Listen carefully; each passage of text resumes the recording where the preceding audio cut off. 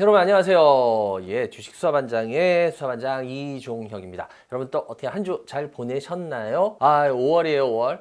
요번 주에는 쉬는 날도 많고 못도 많고 하고 그죠? 다음 달에도 첫 주가 쉬는 날이 은근히 있는 거 아세요? 대통령의 선거일이 있고요. 그리고 또 현충일이 있고 이러다 보니까 하여튼 뭐 5월에도 그렇고 6월에도 또 이러니까 사람들이 그러더라고요. 이렇게 쉬는 날들이 막 이렇게 있으면 그거를 좀 기대해서 또 산다 뭐 이런 말들도 합니다. 뭐 일 앉아 쉬어라 뭐 이런 말도 있잖아요. 그러니까 여러분들 휴식도 잘 하시는 게 얼마나 중요한지 잘 아실 겁니다. 마찬가지입니다. 그래서 우리가 주식에서도 이런 말 들어보셨죠? 매매휴. 이렇게 매매를 하고 나서는 그 다음에 쉬는 것도 하나의 매매다. 그래서 매매휴 이런 말 하잖아요. 그러니까 여러분들 항상 쉬는 것도 요령껏 그리고 그 시간을 또 어떻게 쓰느냐 굉장히 중요한 거 여러분 잘 아실 겁니다. 저희는 항상 여러분들이 요즘 메일을 많이 주셔서 아유 너무 감사해요. 근데 이렇게 사연을 해서 보면 이분이 이런 생각을 갖고 있었구나, 이런 상황이시구나 이러면 제가 또 감정이입이 돼서 더 그분의 시각으로 해드리려고 하고 하니까 여러분들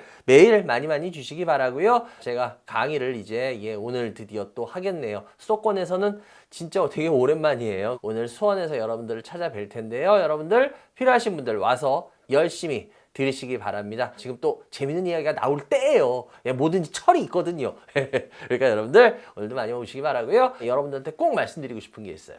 저는 이 수사반장을 통해서 여러분들 시각에서 최대한 많이 해드리려고 해요. 그런데 이 부분에 대해서 오해하시는 분도 있는 것 같아요. 이 반장이 이걸 가지고 좀 어떻게 뭘 해보려고.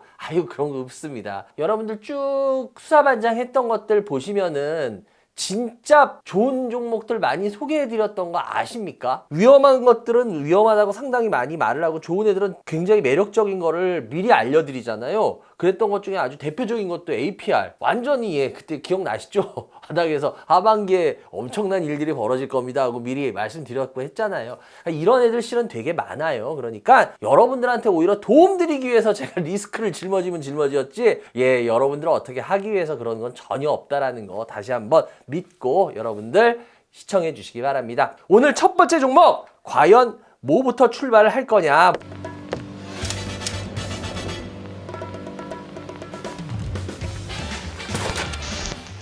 첫 번째 종목은 바로 현대글로비스입니다. 진작 한 번쯤 해줄 것 같았는데 안 해줬죠. 그래요. 오늘 하려고 했습니다. 현대글로비스 같은 경우에 여러분들 뭐 회사에 대해서는 여러분들이 너무 잘 아실 겁니다. 오히려 주식 쪽에 들어와서 하시는 분들 중에 현대글로비스 모르는 분 없을 거 아니에요. 그죠? 맞습니다. 현대기아차에 있어서 물류를 담당하는 기업입니다. 이 회사는 워낙 생긴 건 2001년도에 생겼어요. 처음에 생길 때는 현대글로비스라는 이름이 아니에요. 굉장히 웃긴 이름이에요. 한국 로지텍이라는 회사로 생겼습니다. 글로비스가 워낙 어원이 어떻게 되는지 아세요? 글로벌 플러스 비전이랍니다. 이 두 개가 합쳐져서 그래서 글로비스라는 이름으로 2003년도에 사명이 바뀌면서 시작을 했습니다. 그래서 이 회사 같은 경우에 2003년도에 중고차 경매업도 그때 시작을 했고요. 그리고 2011년도였죠. 해운업 쪽까지 손을 대면서 아주 진짜 종합물류기업이라는 말이 손색이 없을 정도로 바뀌었습니다.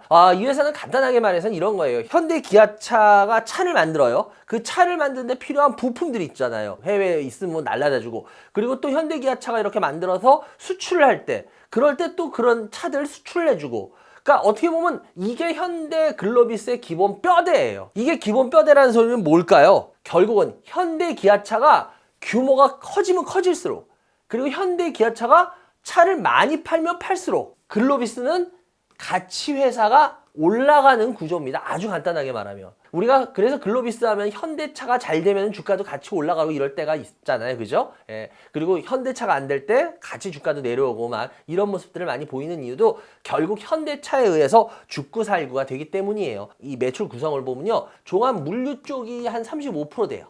유통 판매가 이 회사의 거의 절반을 차지해요. 유통 판매가 50이에요.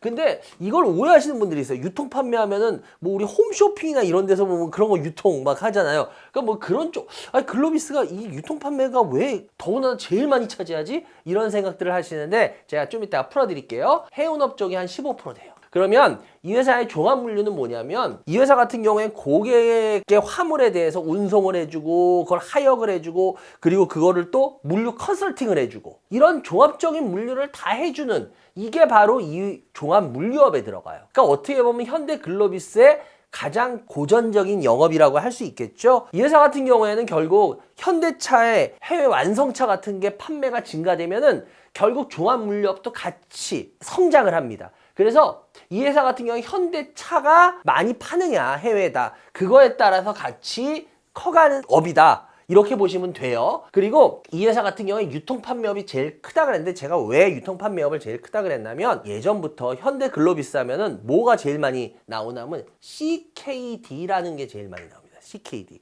이 CKD가 뭐냐면요. 가구 이케아 아세요? 이케아. 이케아 하면은 여러분들 세계 최고의 가구 회사잖아요. 우리나라도 이케아 있잖아요. 이케아 어떻게 해요? 이케아 다 된 거 이거 파나요? 아니면 거의 다 된 거 그 반조립 상태로 파나요? 반조립 상태로 팔잖아요. 그래서 집에 가서 자기가 뚝딱뚝딱 해서 그 가구를 만들잖아요. 그래서 얘는 대신 그만큼 싸죠. 그게 이케아의 장점이잖아요. 그죠? 마찬가지입니다. CKD라는 게 결국 뭐냐면 이거하고 비슷한 거예요. 반조립을 말합니다. 반조립. 여러분들 울산에 가면은 현대공화국이라 그러잖아요. 뭐 현대중공업도 있지만 현대차공화국. 울산 현대차 그 출근 시간이나 퇴근 시간 되면요. 자동차부터 해가지고 뭐 오토바이, 자전거로 출퇴근을 하냐고 쫙 나오면요. 진짜 그게 장관이래요. 진짜 어마어마하게 쫙 나오거든요. 진짜 그 정도로 현대차 공화국이라 그러잖아요. 그러다 보니까 그 현대차에 대한 뭐 그 필요한 볼트, 너트부터 여러 가지 회사들이 굉장히 많아요. 주변에. 진짜 많아요. 그런데 그거를 해외에다 다 차릴 수 있을까요? 아무리 해외 공장이라도 그걸 차리기는 어렵을 거 아니에요. 그럼 어떻게 해주면 되겠어요? 우리 울산이나 이런 데서 예를 들어서 그거를 어느 정도 반조립으로 만들어서 배에 태워가지고 해외 공장으로 보내요. 그리고 나머지를 만드는 거예요. 해외 공장에서. 그러면 훨씬 더 쉽단 말이에요. 그죠? 우리가 그걸 CKD라 그래요. 근데 글로비스는 옛날부터 이 CKD, 이게 글로비스의 최고 부분이었습니다. 그래서 유통 판매가 제일 많은 이유가 CKD가 여기 들어가기 때문이에요.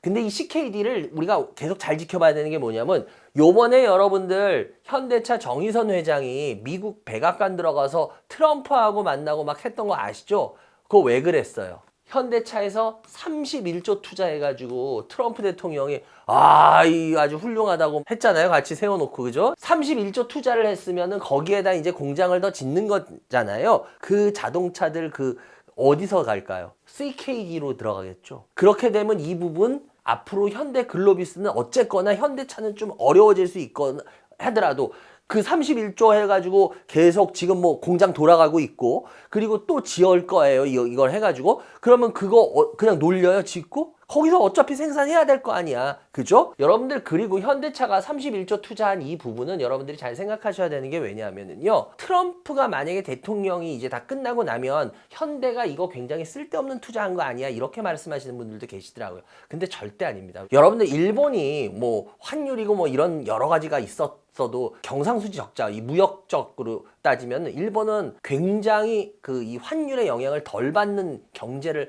펴나갔던 나라거든요. 우리나라는 환율에 따라서 뭐 수출이 잘 된다 안 된다 그러죠. 일본이 환율의 영향을 받는다고 생각하는데 달러 때문에 환율이 움직이면 엔이 일본은 솔직히 환율의 영향을 생각보다 안 받습니다. 왜냐하면 일본은요 이렇게 현지화들이 굉장히 많이 돼 있습니다. 그래서 엔의 환율에 대해서 달러에 대해서 일본은 솔직히 수출에 별로 영향을 안 받아요. 마찬가지입니다. 지금 31조가 투자가 돼 있다는 소리는 뭐냐? 결국 이것들이 어떻게 될까요?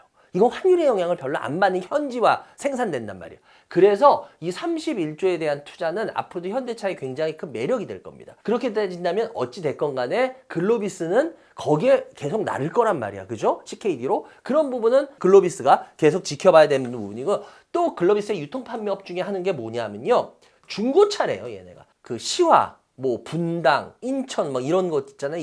이런 곳에 큰 경매장을 자기네가 갖고 있잖아요. 그리고 얘네가 그 중고차 거래 서비스가 뭐예요? 오토벨이라고 혹시 아세요? 오토벨? 거기서 중고차 하면 중고차 시세 산출해야 될 거 아니야. 시세 산출한 다음에 거기서 중고차 팔고 그다음 경매까지 막 다 붙여주고 이 중고차 업무까지 수행을 하고 있어요. 그리고 얘네들도 해외 글로벌 네트워크가 엄청나잖아요. 이 글로비스 통해 가지고 얘네가 해외 중고차까지 지금 하려고 그래요. 해외 우리나라 차들 되게 좋아하는 거 아시죠? 그래서 여러분들 뭐 중동이나 이런 데 가면 아프리카 이런 데 보면 우리나라 옛날에 쓰던 뭐 승합차들이나 승용차들 되게 많이 보일 거예요. 그 화면에 잡히면. 그런 나라에선 굉장히 우리나라 차 좋아하거든요. 그래서 그런 부분, 중고차업 이런 부분은 다 유통 판매업에 들어갑니다. 제가 아까 15%짜리 해운업이라 그랬는데요. 이 해운업은 뭐냐면 글로비스가 이제 해운 쪽을 손댄다는 건 아시잖아요. 이 자동차 운반도 합니다. 운반선도. 그런데 현대차만이 아니라 해외 뭐 볼보라든지 이런 데들하고도 계약을 맺어서 걔네 차들도 수출을 해줘요. 수입 이거를. 그리고 또 뭐냐면 얘네 벌크선 아시죠? 벌크선. 원자재들.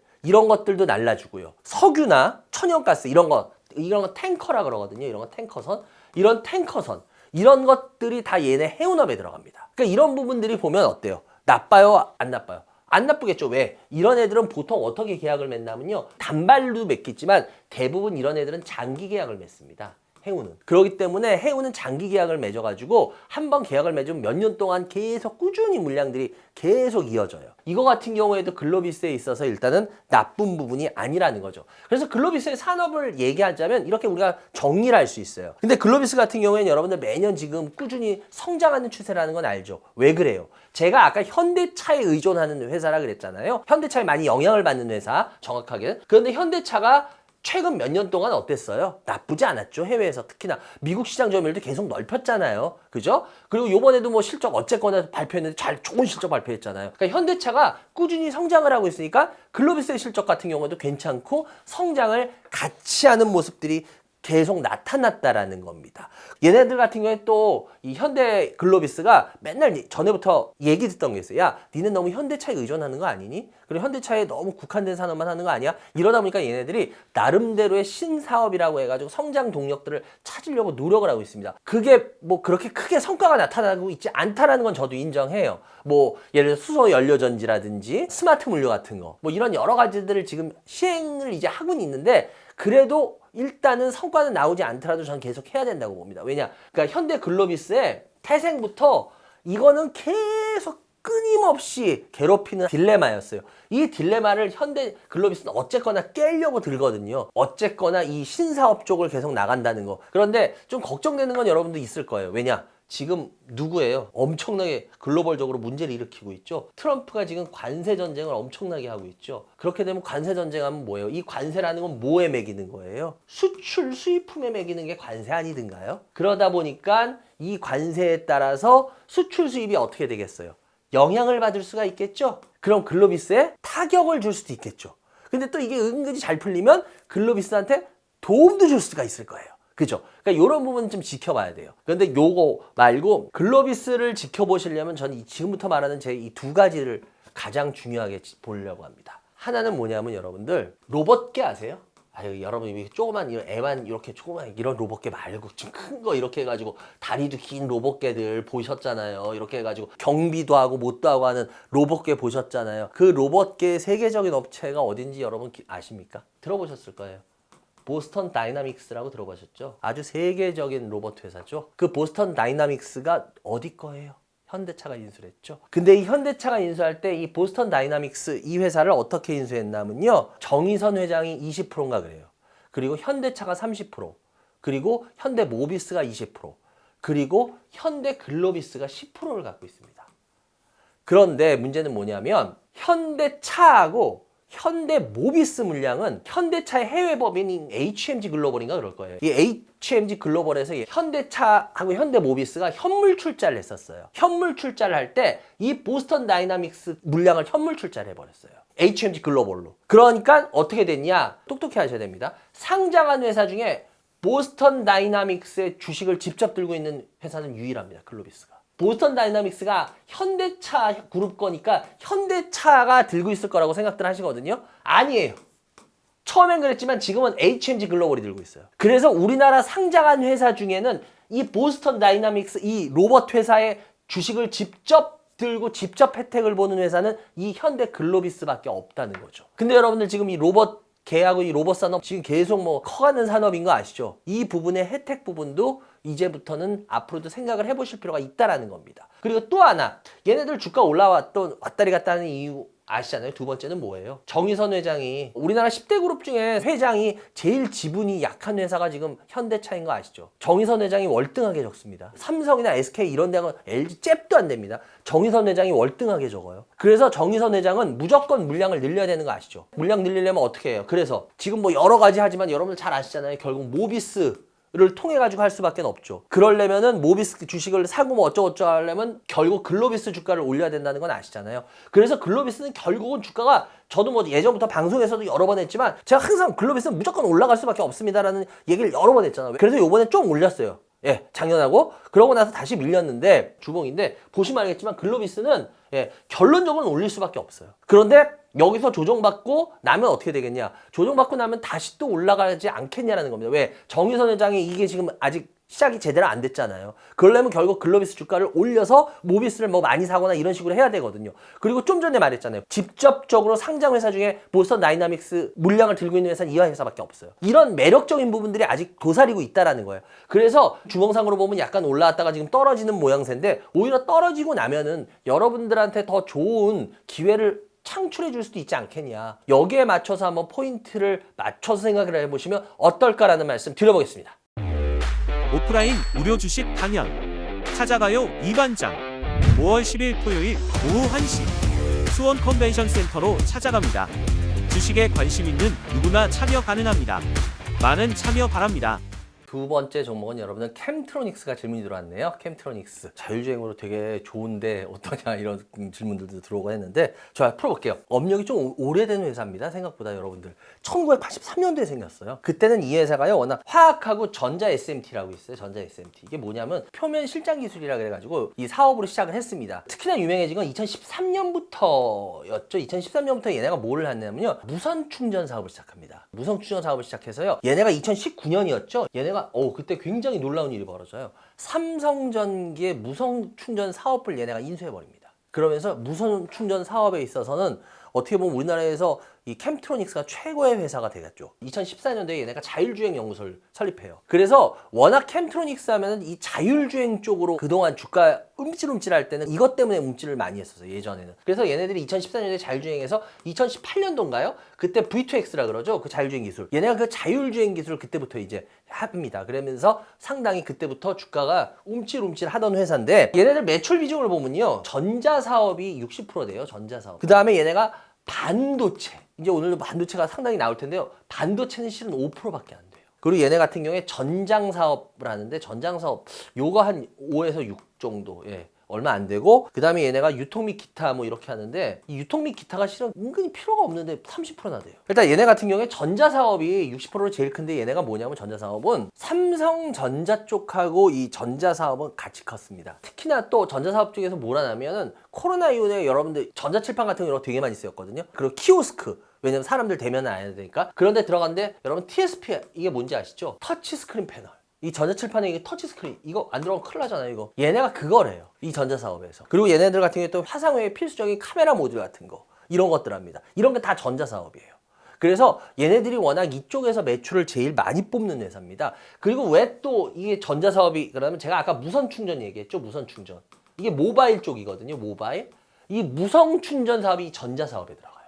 그러다 보니까 얘네들 같은 경우에 이 부분이 되게 큽니다. 제가 아까 그랬잖아요. 이게 굉장히 삼성전기의 무선 충전 사업부까지 인수하면서 그래서 이 무선 충전 쪽에 특허 기술도 있어요. 특허 기술도 많고 한데 얘네가 이 무선 충전 쪽은 우리나라 1위입니다. 얘네가 단연 1위예요.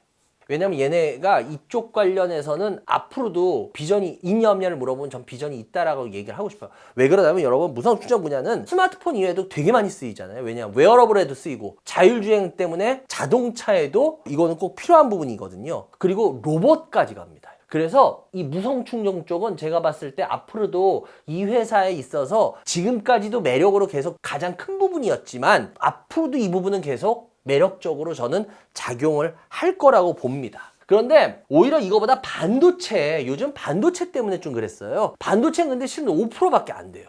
그러니까 왜 제가 이걸 강조했냐면 캠트로닉스에 있어서 실은 예전에 무선 충전 때문에 주가가 움직일 때는 이게 맞는 얘기였어요. 왜냐? 월등하게 제일 많이 차지하잖아. 근데 요번에 주가가 실은 움직였던 거는 얘가 반도체 때문이었거든요. 근데 반도체는 진짜 비중이 제일 작은 부분이에요. 이 회사에. 근데 사람들이 이 무선 충전보다 지금 반도체 쪽에 의해서 막 이 회사를 보려고 하는 게 너무 경향이 강해요. 아니 뭐 그 잘못됐다는 건 아니지만 이게 같이 비교될 건 아니거든요. 그래서 제가 이 부분을 좀 얘기를 하고 싶은데 얘네들 같은 경우에 뭐 극자에서는 아시죠? EUV라는 거, EUV. 노광 공정의 포토레지스트에 적용되는 친환경 고순도 PGMEA. 이게 뭐냐면요. 프로필렌 글리콜 메틸 에테르 아세트산이라는 건데요. 요 부분을 얘네들이 주력으로 생산을 하고 있습니다. 또 하나 뭐냐면 유리 기판 가공을 위한 TGV라는 기술이 있어요. 요것 때문에 요즘 얘네들이 올 초에도 그렇고 가장 핫한 거였어요. 그래서 주가 보면 가장 핫한 이유가 있었는데 PGMEA 이 분야는 제가 봤을 때 앞으로도 괜찮을 거예요. 얘네가 2022년도인가요? 그때 얘네가 이쪽에서 매출이 거의 1조가 조금 안 났어요. 2027년도엔 이게 1조 2천까지인가 커지나? 뭐 되게 커져요. 나름대로 이쪽 분야 괜찮은 분야예요. 그런데 이거보다는 요번에도 주가 올라갔던 가장 큰 이유는 얘가 왜 그랬냐면 유리 기판 때문이었습니다. 유리 기판. 이게 유리 기판 때문에 테마성으로 올라왔었잖아요. 유리 기판이 뭡니까? 기존 기판들은 뭐예요? 가장 문제가 삼성전자도 지금 그것 때문에 골치 많이 썩었었잖아요. 발열이죠, 발열.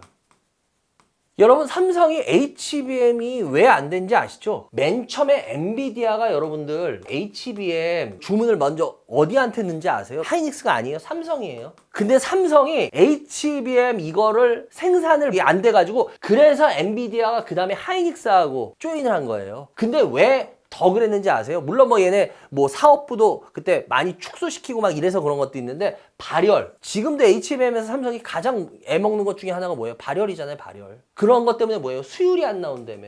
이거잖아요. 이것 때문에 삼성전자가 지금 아주 그냥 죽쓰는 거잖아요. 이만큼 이 발열이 문제가 돼요. 근데 이 발열을 잡을 수 있는 게 뭐예요? 그래서 유리기판이 나오는 거잖아요. 그래서 올해 연초에 뭐 하고 작년에 유리기판들이 테마성 탔던 이유가 이거잖아요. 근데 이게 왜 문제가 되냐? 제가 여러 번 얘기했지만 유리기판은 여러분들 말 그대로 유리는 깨지기가 쉽죠. 그런데 그 정밀한 데서 이 유리기판의 강도가 지금 조금만 잘못해서 깨져버리면 어떡할 거야? 그 기계 다 버릴 거야? 지금 현재 유리기판은요 내구성이라 그러잖아요. 그러니까 이게 뭐냐면 여러분들 우리가 물건을 만들 때도 여러분들 시험 테스트를 할 때요 양산 테스트라는 게 있고요. 양산 테스트 말고 테스트가 따로 있어요. 예를 들어서 이런 거죠. 자동차 중에 여러분들 완전히 자동으로 지가 혼자 삑삑삑삑삑삑 들어가서 할 수 있는 기술 보셨죠? 근데 그게 지금 모든 차들한테 그렇게 해서 막 돼요? 안 돼요? 안 되죠. 왜 그럴까? 양산하기에는 그게 좀 아직까지는 문제가 있거든요. 성공은 했어요 라는 게 속된 말로 따지면 성공 테스트 같은 거야. 그런데 이걸 진짜로 모든 차들에 제대로 적용을 해서 양산을 시킬 수 있겠어? 이게 바로 양산 테스트예요. 마찬가지입니다. 유리 기판이 여러분들 성공 테스트는 통과해요. 근데 사람들이 잘못 알고 있는 게 있어요. 성공 테스트 같은 걸 통과하면 이게 곧 양산이라고 생각해. 아니에요. 유리 기판은 여러분들 쉽게 말하면 양산 테스트를 통과를 못한 꼴입니다. 그래서 유리 기판은 앞으로도 시간이 걸리는 문제예요. 물론 되긴 되겠죠. 근데 지금 당장은 아니에요. 근데 문제는 뭐야? 사람들이 이 유리기판에 요번 테마 불렀을 때 어때요? 그냥 이거 뭐 곧 될 것 같이. 얘도 마찬가지였어요. 얘 이 주가 오른 게 유리기판 이거거든요. 근데 아까도 말했지만 얘 반도체 차지하는 건 한 5%밖에 안 돼요. 이거밖에 안 되는데 너무 크게 좀 확대됐다라는 거죠. 그래서 저는 이게 좀 문제였다라고 보고요. 그리고 뭐 아까 전장산업도 한 5에서 6% 얘기했는데 이거는 뭐 이게 뭐 자율주행 같은 거 확대되기 때문에 얘네들 뭐 영상제어 시스템이라든지 이런 것들이 한 그 정도 되는 거예요. 그 다음에 얘네들 유통 및 기타가 아까 30%라는데 제가 왜 이거는 이런 얘기를 했냐면 얘네들이 이 유통 기타가 뭐냐면은 페인트하고 도료 같은 데 쓰이는 케미컬 원료 있잖아요. 그런 거 유통해주고 태양광 있죠. 태양광 전기 생산하고 판매하고 막 이런 거 유통. 그런 게 얘네들 유통 기타에 들어가요. 근데 그게 30%야. 근데 여러분 생각해보세요. 그게 돈 되겠어요? 태양광 전기 그거 지금 돈 돼요? 안 되잖아. 뭐 페인트 도료에 케미컬 원료 이렇게 돈 되겠어? 그게 30%나 차지해.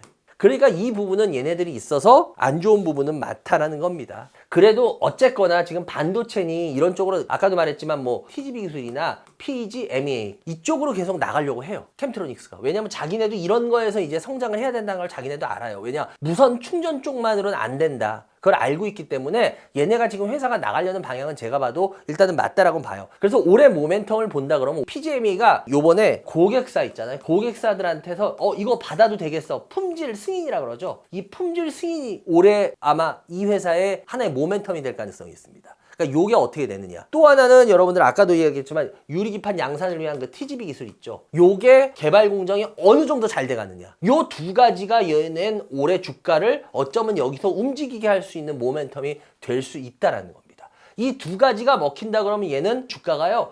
2020년도 그때 코로나 때 그때 한번 오르고 나서는 그 다음부터 어때요? 주봉상. 지금 계속 조정 구간이에요. 제가 아까도 말했지만 무선 충전 쪽보다는 좀 전에 말했던 뭐 PGMA나 뭐 이런 TGV 기술 유리기판을 위한 요런 거, 그 스윙 모멘텀 있잖아요. 그런 것들. 그런 것들이 잘만 먹히면 얘는 이걸 뚫고 나갈 수도 있어요. 조정받은 기간이 꽤 길거든요. 그렇기 때문에 요 부분이 과연 어떻게 될지 요거를 보면서 기다려야 되고, 그리고 얘네 마지막으로 말한다면 최근 인수한 웨이퍼 재생회사가 있어요. J3라고. 워낙 이 웨이퍼 재생 쪽이 워낙은 일본 쪽이 꽉 잡고 있습니다. 그런데 국내에서는 이제 얘네가 이걸 하겠다고 한 건데 이 J3라는 회사가 했던 걸 인수했거든요. 근데 이게 어느 정도 먹히느냐. 요거 뭐 아주 크진 않겠지만 그래도 요것도 뭐 섭섭치 않게는 작용을 해줄 수도 있을 것 같아요. 그러니까 요런 여러 가지를 본다면 일단은 아까도 말씀드렸지만 조정받는 모습은 계속 보이고 있다. 그렇지만 잘만 하면은 그래도 여기 또 뚫고 나가는 걸 기대해 볼 수 있지 않겠냐라고 한다면은 갖고 계신 수량에 대해서는 자율주행 쪽으로 오히려 포인트 맞추지 마시고요. 좀 전에 말했던 여기 쪽으로 포인트 맞추면서 지켜보시는 게 더 낫지 않겠냐, 이런 말씀을 드려보겠습니다. 오프라인 무료 주식 강연 찾아가요 이반장. 5월 10일 토요일 오후 1시 수원 컨벤션 센터로 찾아갑니다. 주식에 관심 있는 누구나 참여 가능합니다. 많은 참여 바랍니다. 오늘 마지막 종목은 여러분들 MC넥스라는 종목입니다. 이것도 역시 메일로 물어보시는 분들이 있더라고요. 그래요, 하나씩 한번 풀어보죠. MC넥스 같은 경우는 여러분 2004년도에 설립이 됐죠. 아시는 분들도 많을 거예요. 이 회사는 카메라 모듈입니다. 모바일 쪽하고요, 자동차 쪽을 해요. 이 회사는 그래서 되게 오히려 이렇게 얘기가 되게 쉬운 회사예요. 모바일 쪽 카메라 모듈 7, 자동차 쪽 카메라 모듈 3, 이렇게 딱 이루어진 회사다. 이렇게 딱 보시면 됩니다. 근데 얘네들 같은 경우에는 생산은 어디서 하냐면요, 대부분 얘네들 생산은 베트남에 공장이 있어요. 국내가 아니라요. 국내는 그럼 뭐가 있냐? R&D 센터가 있습니다. 그래서 R&D는 국내 쪽에서 해요. 그런데 생산은 베트남 쪽에서 해요.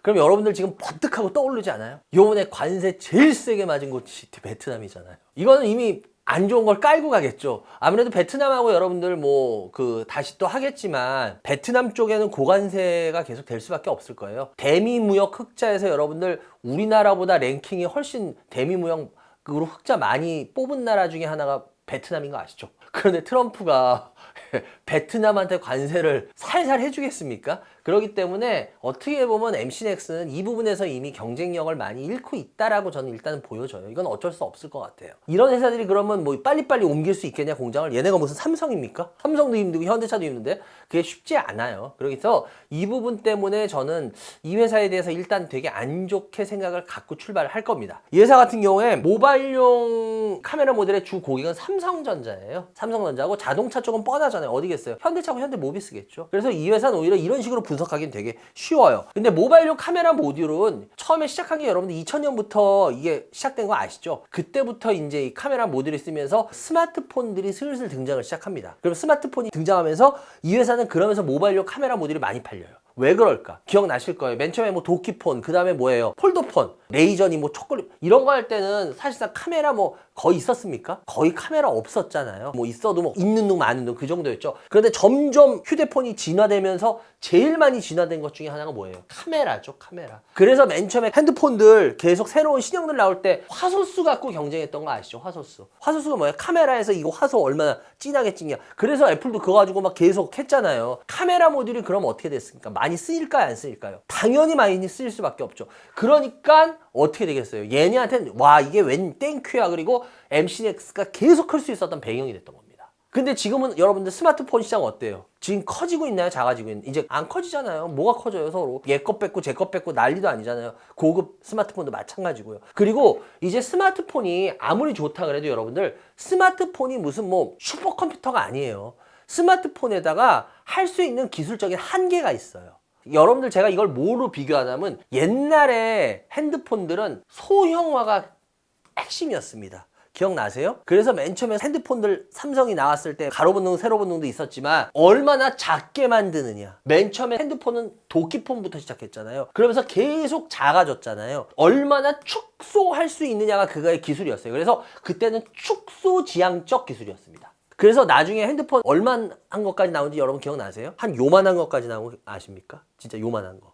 그래서 이렇게 하는데 좀 얼굴 큰 사람들은 어떻게 했는지 기억 안 나시죠? 얼굴 큰 사람들은 이렇게 해가지고 여보세요? 네, 예, 이렇게 했어요. 그러다 보니까 이건 뭐야? 품질이 오히려 너무 사용하는 게 불편까지 하잖아. 그렇기 때문에 그 다음부터 이제 뭐예요? 화소수 경쟁들이 붙잖아요. 그래서 카메라 모듈 했는데 이제 스마트폰이 얼마네요? 한 요만 하잖아. 거기에 얼마나 많이 때려 넣을 수 있겠어? 그거 안 돼요. 기술적인 한계에 이제 다다르고 있어요. 스마트폰들이. 그러니까 모바일용 카메라 모듈은 어떻게 했어요? 당연히 안 좋겠죠. 지금 좀 전에도 말했지만 스마트폰 시장이 이제 커지질 않고 있어요. 생각같이. 왜 안 클까요? 이제 사람들이 예전에는 다음 버전이 나오면 와 너무 좋았어. 요번에 한번 나도 무리해서라도 바꿔야지 이랬잖아요. 요즘 여러분들 스마트폰 새로운 버전 하나씩 나온다 그래서 얼리 어댑터들 뭐 이런 사람들 빼고 그렇게 바꾸나요? 그게 그거고 그냥 그래 뭐 카메라 화소 조금 더 그래 뭐 카메라 하나 더 달린 거 그냥 이러고 안 하잖아요. 이제 사람들이 스마트폰의 교체화에 이제는 되게 무뎌져 있어요. 그러니까 얘네 같은 경우에는 좋을 게 하나도 없다라는 거죠. 이 소리는 뭐냐면은 여러분들 우리가 P와 Q라는 거 아시죠? P 곱하기 Q. P가 뭐예요? 가격. Q가 뭐예요? 수량이죠. 그러니까 쉽게 말하면 이제는 수량으로 늘리기는 어려워요. 그럼 뭐예요? 가격. 그러니까 얘가 할 수 있는 건 뭐예요? 고화질이라든지 뭐 예를 들어서 고기술 막 이런 거거든요.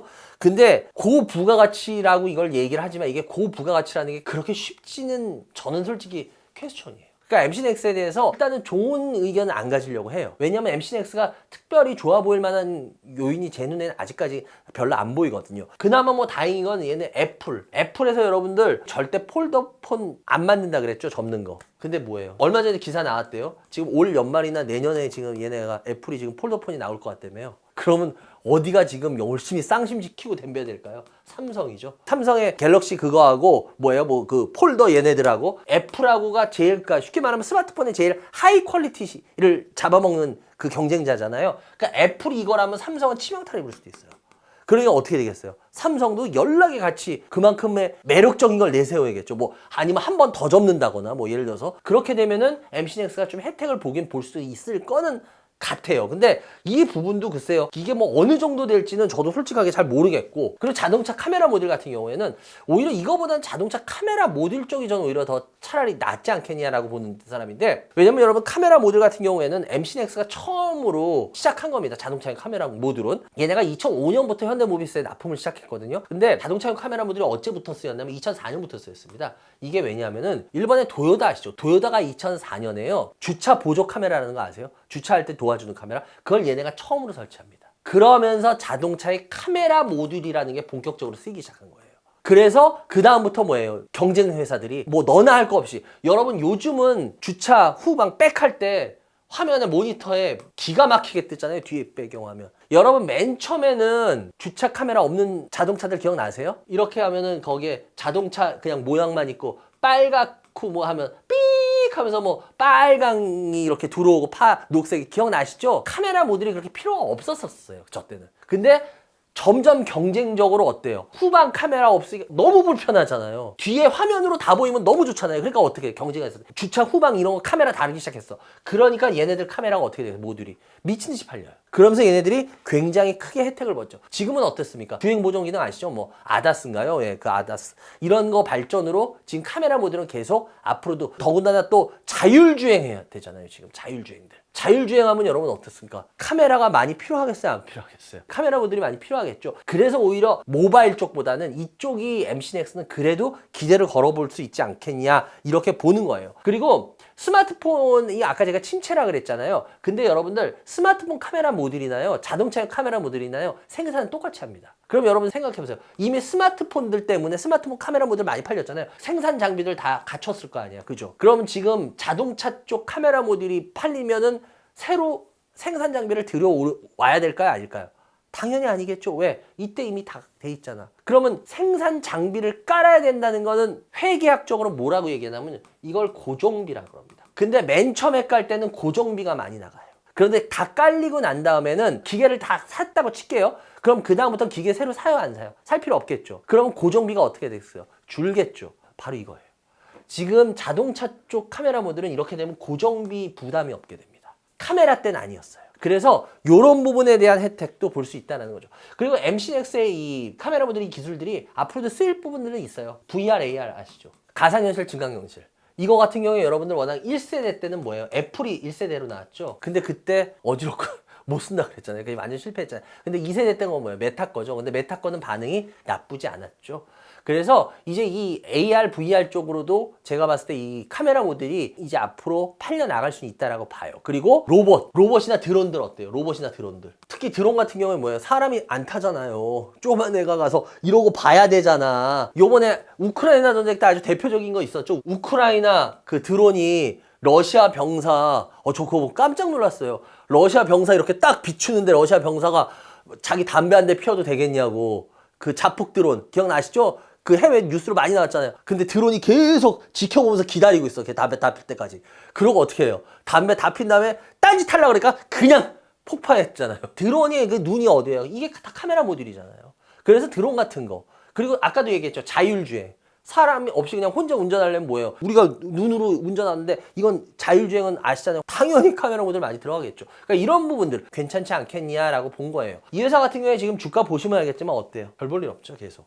이 회사는 지금 말씀드렸듯이 실적은 어느 정도 나와요. 문제는 뭐냐면 얘네 주력이 아까도 뭐였어요? 모바일이었죠. 근데 모바일이 좋아요, 안 좋아요? 성장이 멈췄잖아. 자동차 쪽 카메라 모듈은 그렇다고 해서 뭐 자율주행이 지금 막 미친 듯이 막 돌아다니면 막 그래, 그거 아니잖아요. 그러니까 되게 성장이 느리죠. 그러니까 어떻게 됐어요? 주력은 성장을 못하는 침체되어 있는 데고 그 다음 나머지 애들은 좀 느린 성장이에요. 그러니까 실적은 나오더라도 결국 주식은 뭐예요? 성장 포인트가 없으면 안 돼요. 근데 성장 포인트가 지금 막혀 있잖아. 그러니 주가가 뭐예요? 조금씩 괜찮은 모습은 보이는 것 같지만 기술적으로 이게 과연 치고 나갈 수 있겠냐라는 거죠. 이걸 한번 주봉으로 마지막으로 본다면 쫙 하고 나서 그 다음 계속 내려오고 있죠. 자리를 잡아가는 건 맞지만 이게 다시 이런 식으로 상승하기에는 제가 보기에 아직 힘이 많이 모자르다. 그래서 이거 갖고 계신 분이라면 글쎄요, 웬만하면은 요번에 조금이라도 반등할 때 다른 걸로 살 준비를 하시는 게 어떻겠냐. MCNX 들고 가는 것보다는 이 말씀을 마지막으로 드려보겠습니다. 오늘도 여러분 열심히 달렸고요. 하여튼 뭐 여러분들이 매일 이렇게 주셔야지 여러분들 포인트에 맞춰서 최대한 제가 많이 해드릴 수 있다라는 거 잊지 마시고요. 그리고 진짜 여러분들한테 제가 방송 초기에 하고 중반부터 계속 이렇게 넘어가면서 했던 종목들 중에 힘줘서 이렇게 힌트 드렸던 종목들 중에 짭짤하게 되는 애들이 되게 많아요. 그 때문에 저도 여러분들을 위해서 굉장히 많이 도움 드리려고 합니다. 알게 모르게. 제가 은근 친데레니까 여러분 많이 도움 받으시기 바라고 앞으로도 도움 드릴 수 있는 부분 열심히 도움 드리겠습니다. 그래요. 또 행복한 주말 되시기 바라고요. 다음 주에 또 여러분들 찾아뵙겠습니다. 오늘도 시청해 주셔서 감사합니다.